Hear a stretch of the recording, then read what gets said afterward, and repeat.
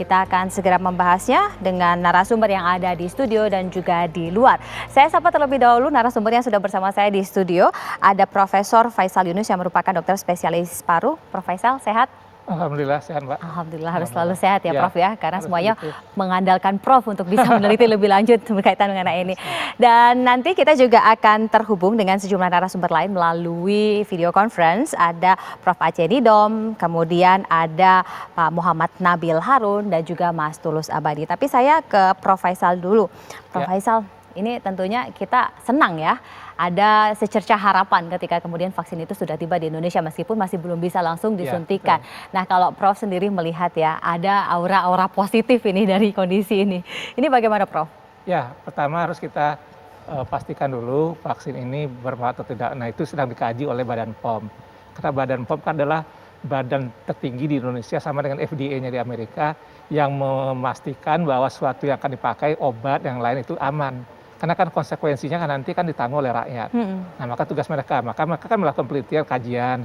Jadi berdasarkan data-data, berdasarkan literatur, dan berdasarkan yang lain, maka itu membutuhkan waktu, maka diskusi. Ya. Obat saja, setahu saya untuk masuk itu bisa butuh waktu berapa lama untuk didiskusikan. Apalagi ini suatu vaksin yang terus terang kan belum pernah ada, dan juga ini baru pertama kali. Dan kita harus melihat kan, kalau untuk efikasi kan butuh waktu yang lama. Nah, kan ini kan tampaknya ada memotong jalan gitu kan, tapi untuk itu kan perlu kajian yang betul-betul karena nanti konsekuensinya kan nanti tanggung jawabnya Badan POM. Ya, karena ada jutaan orang yang nantinya akan divaksinasi begitu ya, Prof ya. Kan sekarang kan kita juga mendengar kontroversi, ada yang bikin ini ada efek samping, ada orang mengatakan malah kalau suntik vaksin jadi berbahaya, kan banyak isu-isu seperti demikian. Nah, ini nanti kalau ada apa-apa nanti kan baliknya ke Badan POM yang memberi izin. Makanya saya sebagai yakin betul dan juga merasa kenapa orang POM juga harus berhati-hati karena hal demikian karena ini menyangkut banyak orang.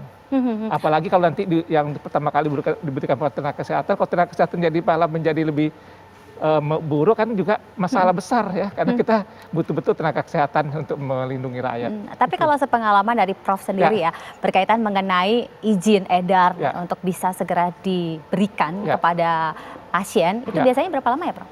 Nah, karena vaksin ini baru ya, kalau yang obat-obat setahu saya itu butuh waktu, lebih dari 1 bulan. Ya, itu obat karena didiskusikan. Pertama diskusikan dulu dari katalog yang dikirim oleh pabrik, dipelajari dulu, kemudian dilihat, kemudian data-data yang diberikan oleh pabriknya. Nah, kemudian setelah dikaji berapa lama, baru dipanggil para ahli. Nanti dibicarakan lagi, nanti baru diputuskan demikian. Jadi memang perlu waktu yang cukup lama juga. Tapi kan ini karena mendesak, nah saya yakin pasti orang-orang di Badan POM sekarang ini lagi bekerja keras untuk terus, bisa mengejar agar target nanti Januari akhir bisa segera disuntikan ya, Prof ya. Dan ini Januari kan 1,5 bulan minimal ya. Nah, nggak lama durasi waktunya ya, Prof. Saya sapa terlebih dahulu Pak Ahmad Utomo, peneliti biomolekuler. Pak Ahmad, selamat malam. Pak Ahmad. Dan juga ada Pak Muhammad Nabil Harun, anggota Komisi 9 DPR RI dari fraksi PDI Perjuangan.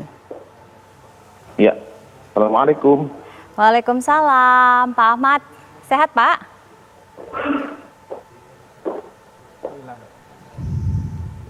Saya Nabil, Mbak. Oh, Pak Nabil. Ternyata Pak Ahmadnya belum nyaut.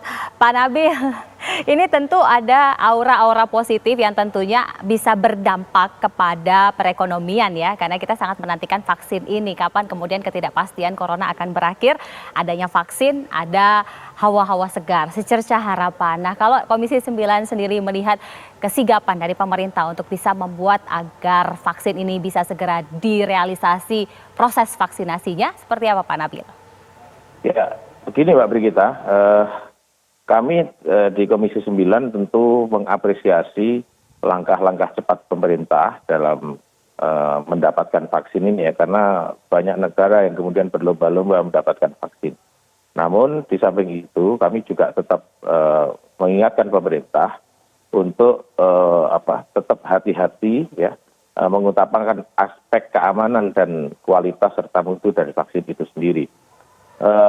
Sekarang banyak sekali masyarakat yang kemudian sedang ragu-ragu apakah vaksin ini berhasil atau tidak, kemudian apakah vaksin ini menyelesaikan urusan COVID atau tidak. Dalam kesempatan ini saya sampaikan, vaksin bukan solusi akhir dari COVID-19. Karena vaksin hanya salah satu faktor pendukung saja untuk mencapai herd immunity. Ketika sudah divaksin, masyarakat harus menerapkan protokol kesehatan, itu yang paling penting.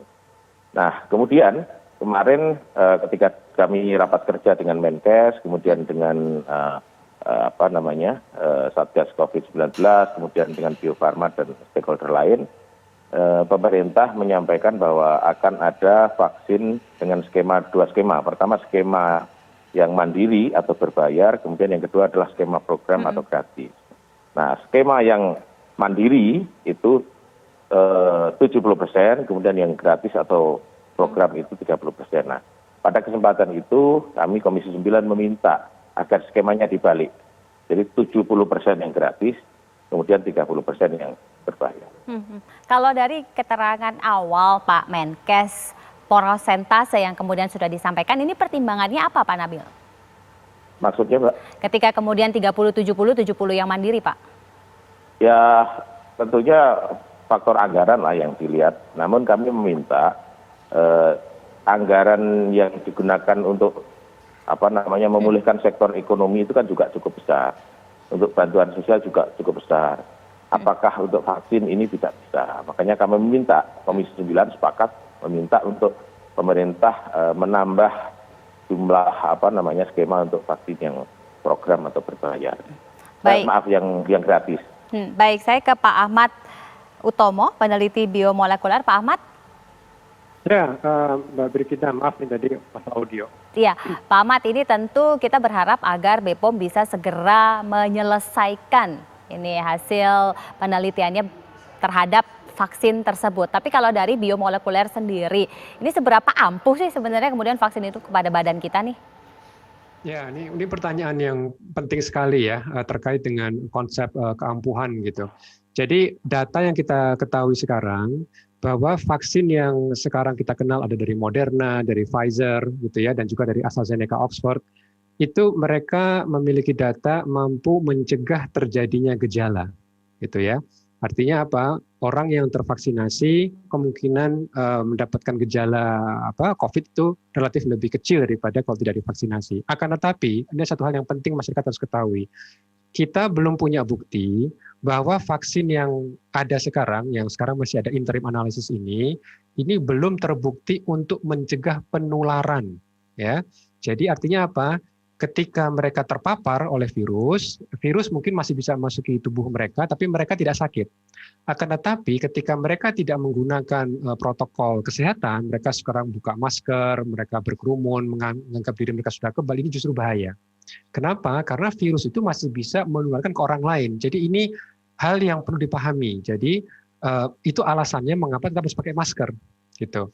Nah, kita tidak tahu apakah memang nanti terbukti mencegah penularan, tapi kita tidak tahu untuk saat ini. Kita perlu waktu lebih lama lagi untuk mengevaluasi. Gitu. Itu jadi dari sisi biologi molekulernya, minimal dari 3 kandidat vaksin yang sudah ada, itu memang bisa mencegah terjadinya penyakit, tetapi belum terbukti untuk mampu mencegah penularan. Gitu. Karena ingat, virus ini menyerang 2 rongga nafas atas. Dua rongga nafas, yaitu atas dan bawah.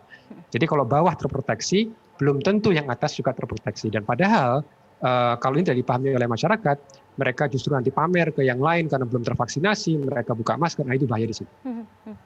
Jadi bahwa vaksin ini belum merupakan akhir dari segalanya, karena herd immunity itu bisa dibangun dari diri kita sendiri dengan tetap menerapkan 3M, memakai masker, mencuci tangan, dan juga menjaga jarak. Lalu seperti apa kemudian upaya yang bisa dilakukan supaya kesehatan ini bisa segera pulih agar ekonomi kita bangkit? Sesaat lagi kita lanjutkan, tetaplah di Apa Kabar Indonesia Malam.